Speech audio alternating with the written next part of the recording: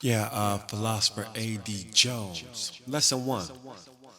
Self-regulation. What the heck is self-regulation? Self-regulation can be used in homes, in societies, in schools, but most importantly, in your bedroom. See, there's nobody else in there but you, unless your spouse is there, or your partner, or whatever you do, whatever. But self-regulation depends upon, excuse me, the mental capacity that you're going to use to outthink yourself. Yes, you have to outthink yourself. And while you're outthinking yourself, you have to control your emotions.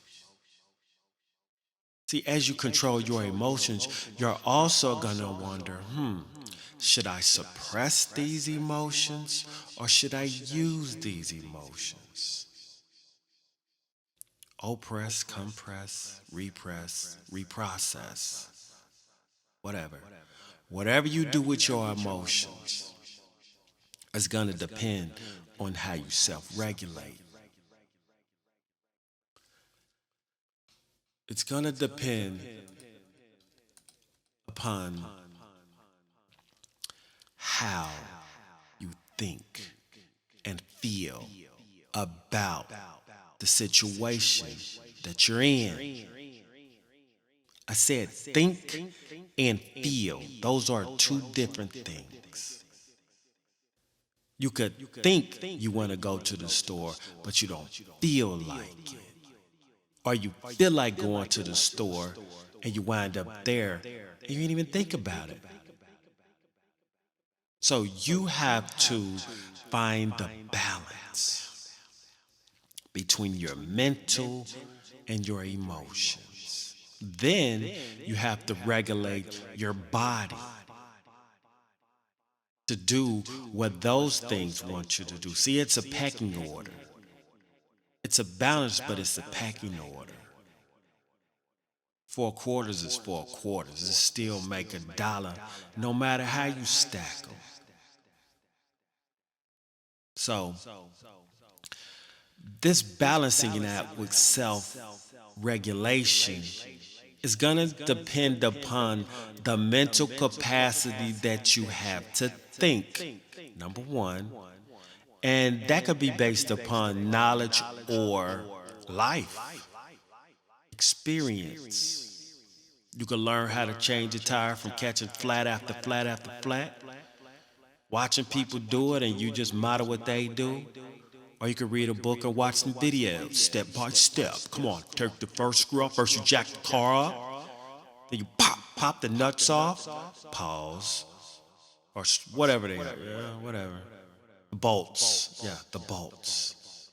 Pop the bolts off with a 4-way jack. Pull the tire out, bink. Make sure you put a brick behind the back wheel of the car so it won't roll. You know what I'm saying? Just a little tip. Just a little tip. I'm not telling you to do it. Suggestion. It's up to you. So self-regulation is when you decide that, you know what, that makes sense based on my mental capacity. It won't get me in any trouble. It will not impede on anybody else's space, progress, nor thoughts. I think I'll take that option. Even if it does impede on one's thoughts, let's take it. Got to deal with it. But self-regulation allows you to make a conscious decision on making the best choice for you.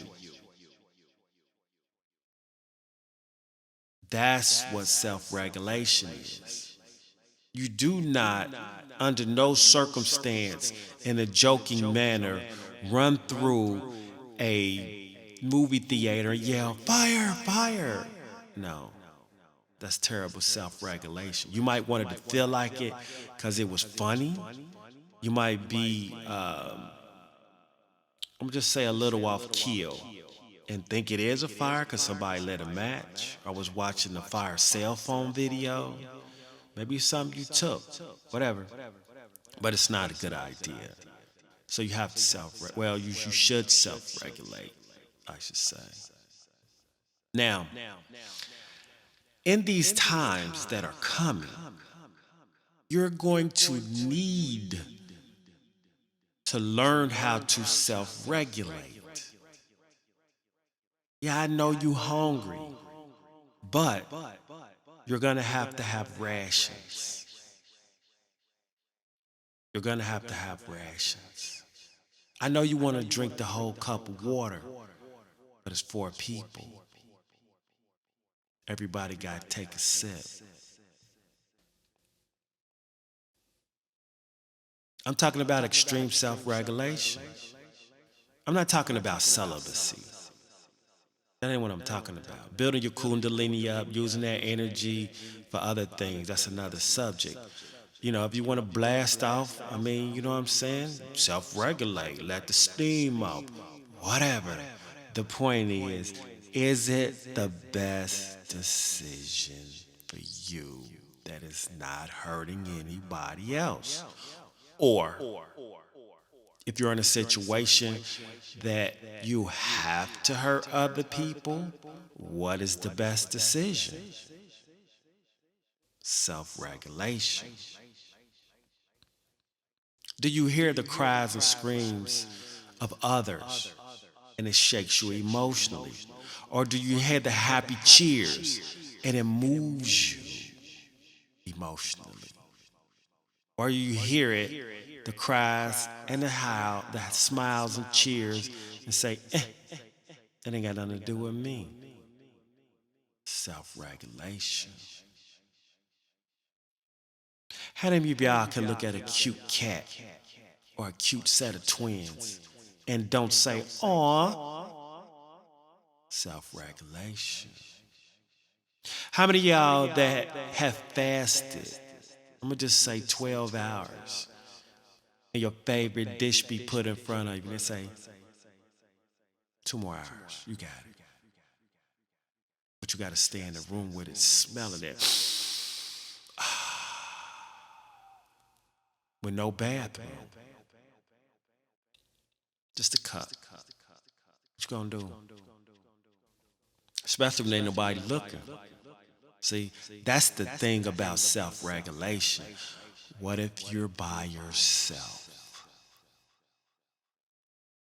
That's why you need to know yourself.